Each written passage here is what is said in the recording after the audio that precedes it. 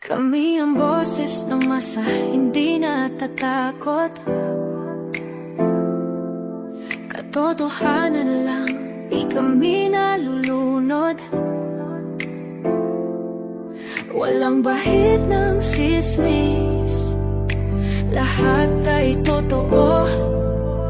Kahit sino ka pa, pag mali ka babanatan ka.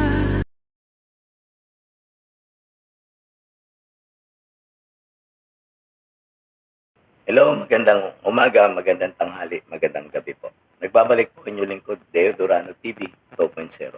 So, komentaryoan lang po natin ito mga kababayan. Itong, nagkaroon ng concert yata ito si Sharon Cuneta. At dumalo to si BBM doon sa kanyang concert. At pinasaringan nila dito si BP Sara mga kababayan.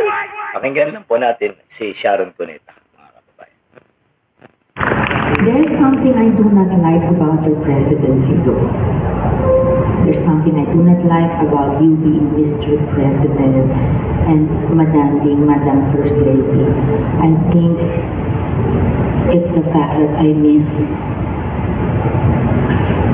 years ago just texting to say, Bonget Lisa, please send me Ilocos Bagnet.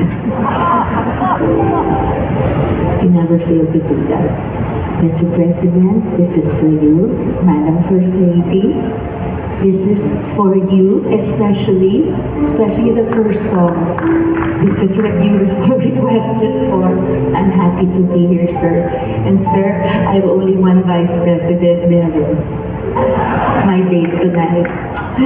Mali your choice, no? Sorry. Okay, let's move on. Yan, tingnan mo yung banat ni Nason. Mali daw yung choice ni BBM. Sa unang-una po, Madam Sharon Cuneta, hindi po si BBM ang namili, mga kababayan. Hindi po si BBM. Si BBM po ang nagtiklop tuhod na lumapit kay BP Sara na siya ang kunin na Vice Presidente. Ayon mismo kay Miss Sharon Cuneta. Bago ka mag-ano dyan, alamin mo muna ang totoong sino ba talaga ang lumapit at kung sino ang nilapitan. Miss Sharon Cuneta. Matanda ka na. Bagay, mayaman ka. Ang panahon ng tatay mo sa Pasay, naayos ba niya ang Pasay? Hindi. Hanggang ngayon, mababasura pa rin ang Pasay. Kaya, wala kang ipagmamalaki, Miss Sharon Cuneta. Kaya lang naman nanalo yung asawa mo. Dahil siguro di umano, may kababalakang nangyari sa Comelec, mga kababayan. Kaya huwag kang assuming dyan, Miss Sharon Cuneta. Ang Pasay nga, hindi nyo nga naayos nung panahon ng tatay mo eh. Diba? O, ano nangyari? Ha? Naayos ba ninyo ang Pasay? Hanggang ngayon, bulok pa rin ang Pasay. Diba? Madam Sharon Cuneta? May bulok pa rin ang Pasay ngayon. Ang dami pa rin snatcher. Ang dami pa rin mga kawatan. Yan. Ang daming basura sa kanto, mga kababayan. Hanggang ngayon, dekada kayo nanungkulan dyan sa Pasay. Wala kayo, hindi man lang yun napaunlad yung mga constituent ninyo dyan. Kaya huwag kang assuming ni Sharon Cuneta. Alam mo, may napatunayan na yung asawa mo sa bayang ito. Huwag kang mag-ano dyan, ni Sharon Cuneta. Handaan mo, hindi si BP Sara ang nagsusumiksik dyan sa BBM. Si BBM ang nagsisiksik sa sarili niya para siya itandem kay BP Sara. Kasi ang hiling ng mga yan, gusto niyan Vice Presidente lang. Pag tumakbo si BP Sara ng presidente, siya ang kunin na Vice Presidente. Yun po ang ano yan. Pero, ang ayaw nga ni Sara tumakbo na pagka-presidente, ay si BBM ang tumakbo at siya naging vice. Kaya wag kang no choice dyan, wrong choice. Ikaw, wrong choice talaga yan pagpili mo kay Kiko. Yan mga kababayan. Yan nakakalungkot lang. Akala mo itong mga taong ito may napapatunayan na sa sarili. Siguro sa sarili nila, mayaman sila. Pero sa mga taong bayan na pinagsisilbihan ng tatay nito, walang itong maayos. Yun po, nakakalungkot. Pakinggan naman po natin itong ni Claire Castro. Dry skin? Dove Serum Bar with Yung Kagabi po, ibiniro ni Ms. Sharon Cuneta, ang Pangulo, na tila nagkamali siya sa pagpili ng kanyang running mate ng tumakbo.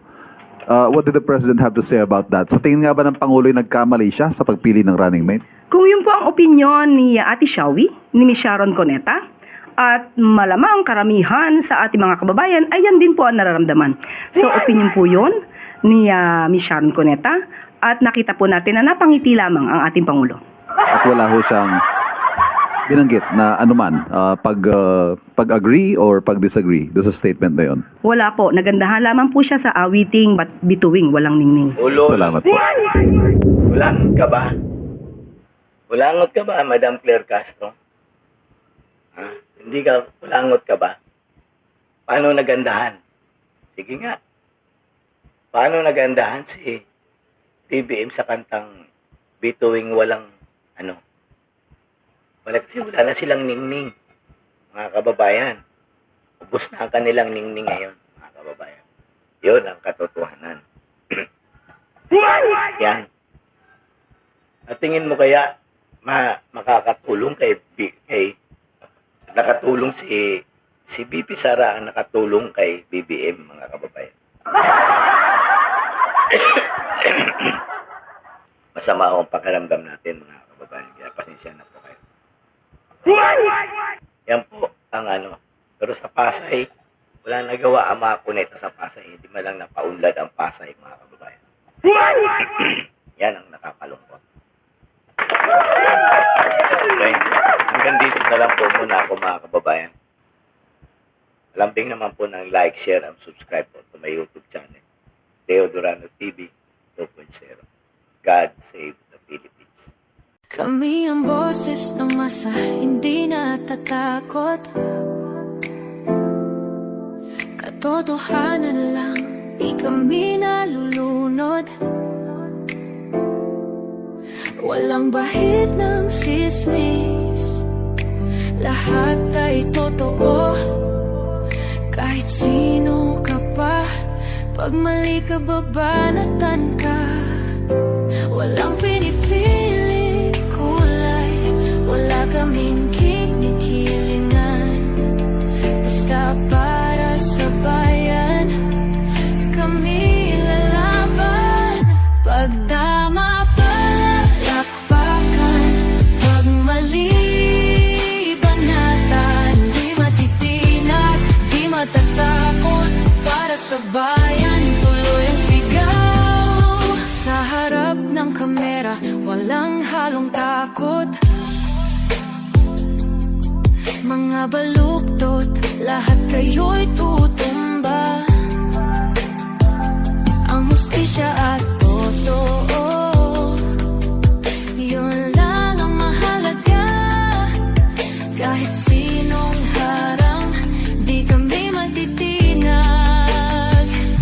Walang pinipiling kulay, wala kaming kinikilingan. Basta para sa bayan, kami lalaban. Pag tama palakpakan, pag mali banatan. Di matitinag, di matatakot, para sa bayan tuloy ang sigaw. Kung nasa tama ka, ikaw ay aming kasama. Pero pag mali ka, handa ka na bang mabasag? Banateros kami, walang inuuran. Dahil bayan muna, bago ang sarili.